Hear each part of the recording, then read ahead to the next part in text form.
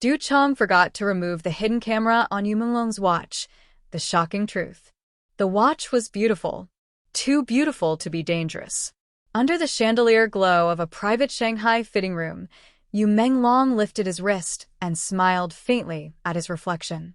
The leather strap hugged his skin perfectly, the face gleaming like a quiet promise of time regained. After months of silence, rumors, and suffocating scrutiny, this watch, gifted by a trusted associate, felt symbolic. A return to normalcy. A gesture of loyalty.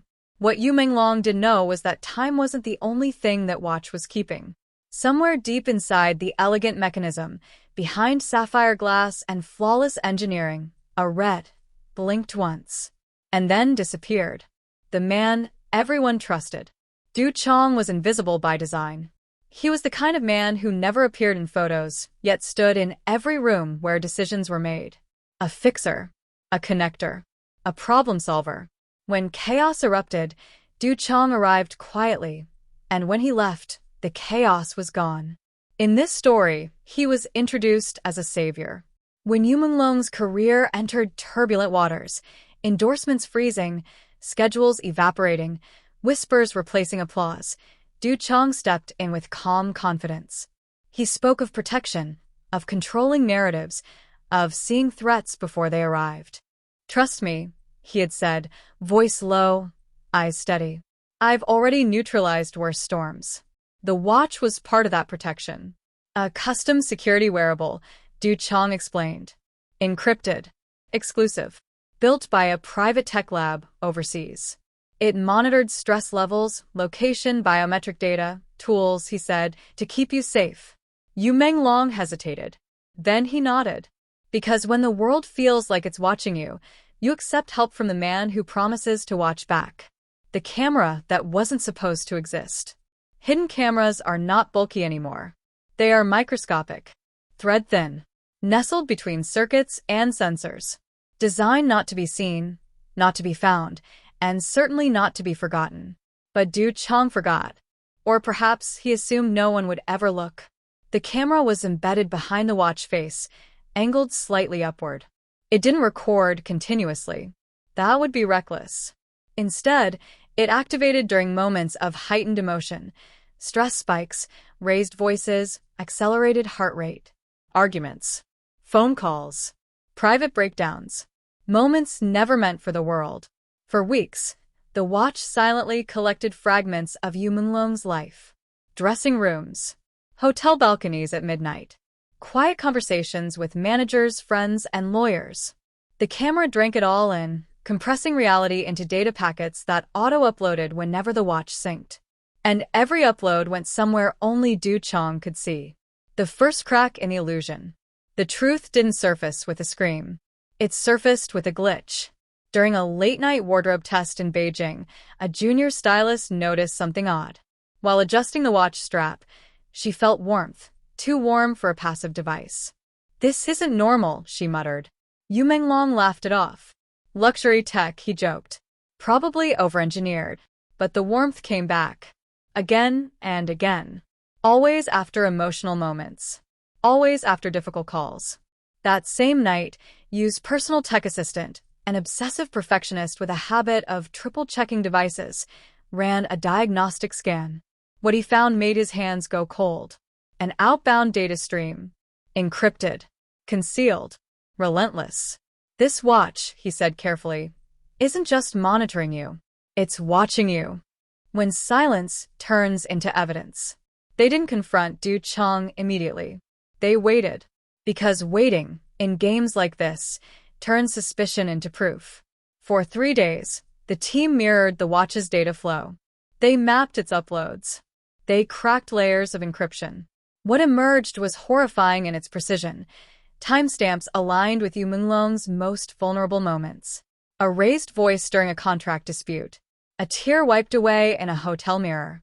A private phone call that should have remained private forever.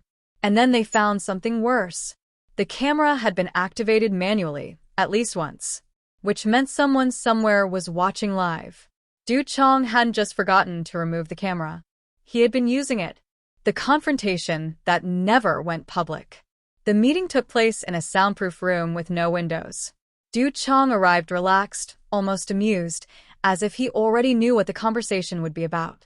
"You look tired," he said to menglong. "The pressure must be—" "Stop," you said quietly. He placed the watch on the table between them.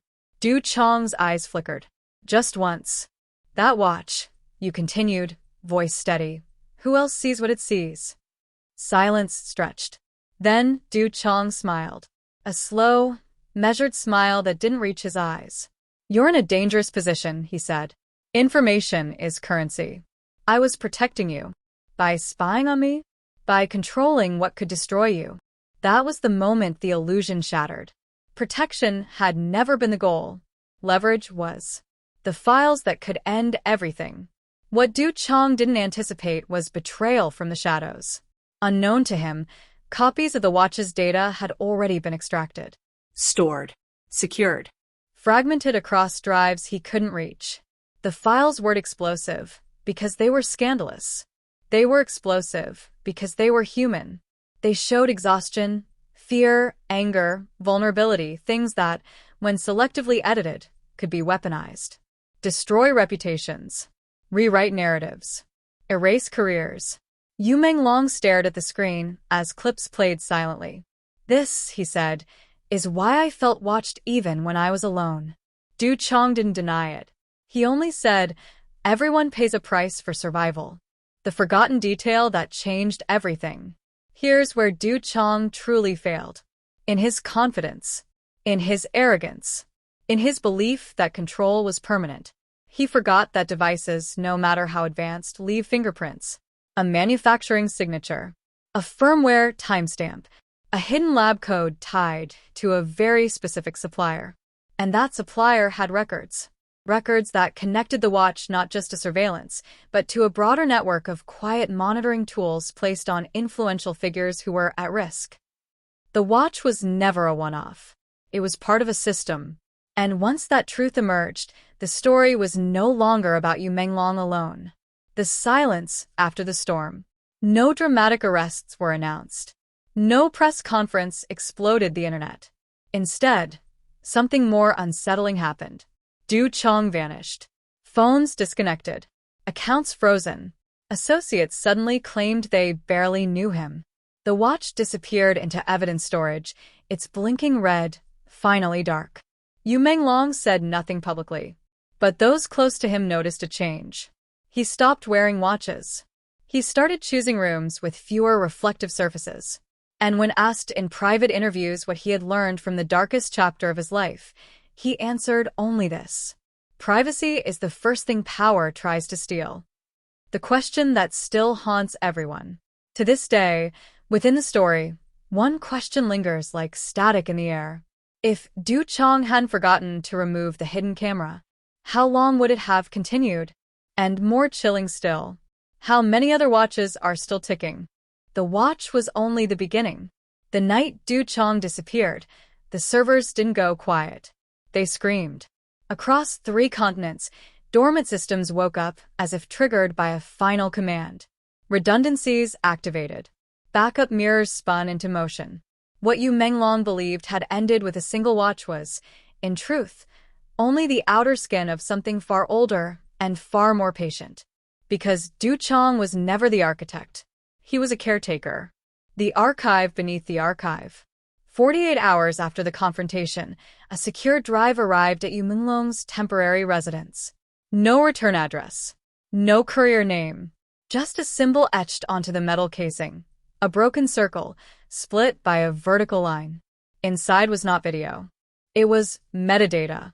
Thousands of names reduced to timestamps, biometric spikes, location shadows, proof of observation without images. People of influence. Artists. Financiers. Political intermediaries. Every entry marked with the same code prefix. Orion 9. Yu's name was near the bottom, meaning he was never the target. He was an entry. And entries could be erased. The pattern that shouldn't exist. Yu's tech assistant noticed something no one else had. The emotional spikes across different individuals, people who had never met, aligned perfectly across dates and times. Stress events clustered. Decisions coincided. Public scandals erupted within hours of private breakdowns. Someone wasn't just watching. They were orchestrating pressure. When fear peaked, choices followed. Contracts were signed. Silence was bought. Confessions were made. Careers collapsed seemingly overnight, blamed on bad timing or public mood. The public never saw the hand, only the fall. Yu Menglong's missing week. There was a week no one talked about. A gap in public sightings. No social posts. No leaked photos. No airport captures. Fans argued over whether he was lying low or being hidden. In truth, Yu Menglong was somewhere underground. A private facility beneath an abandoned research complex where mirrors were forbidden and clocks were banned. There, a former intelligence analyst, now a ghost with no official name, played you a sequence of reconstructed files. Not footage. Simulations. Orion doesn't leak scandals, the man explained. It manufactures inevitability. They showed you branching futures, statistical outcomes based on emotional manipulation. Push here, wait there, apply silence at the right second, and the collapse became self-inflicted. You think you were watched, the man said. You were guided. The others who broke. You wasn't the first to notice. He was simply the first who survived intact. The archive listed failures, subjects who resisted long enough to become unstable. People who began accusing invisible enemies. People who sabotaged themselves on live broadcasts. People whose final messages were dismissed as paranoia. Their watches varied. Rings. Glasses. Phone cases. Even car interiors. All elegant. All gifts. All loaded with eyes. Du Qiang's final transmission. 3 nights later, a single encrypted message surfaced on a dead channel. From Du Qiang. If you are seeing this, they have already replaced me. The message wasn't a confession. It was a warning.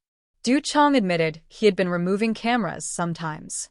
Not out of mercy, but out of selection. Those he believed could endure were allowed to keep their privacy. Those who couldn't were left exposed. They don't need loyalty, the message ended. They need predictability. Then the signal cut. Forever. Why you was allowed to live. The analyst finally explained the truth you hadn't wanted to hear. You weren't spared because you're innocent, he said. You were spared because you're useful. Yu Menglong's emotional profile didn't match collapse models.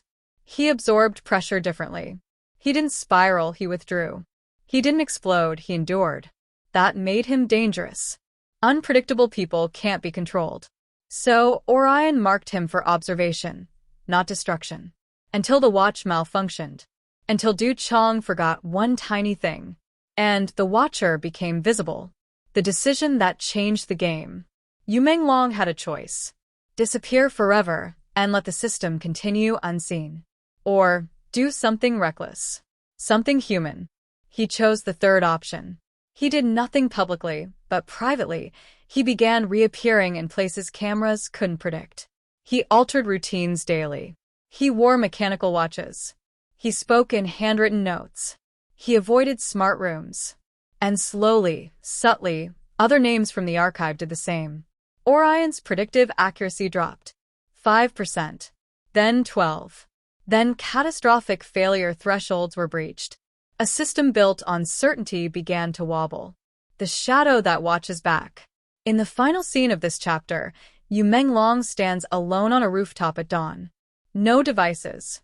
No assistance. Just wind and city noise. In his pocket is the broken watch. No battery. No lens. Just glass and gears. For the first time in years, he isn't being watched. Or maybe he is. But now he knows where to look. And somewhere, deep inside a system that was never meant to be seen, a warning light flickers. Because the greatest threat to surveillance is awareness.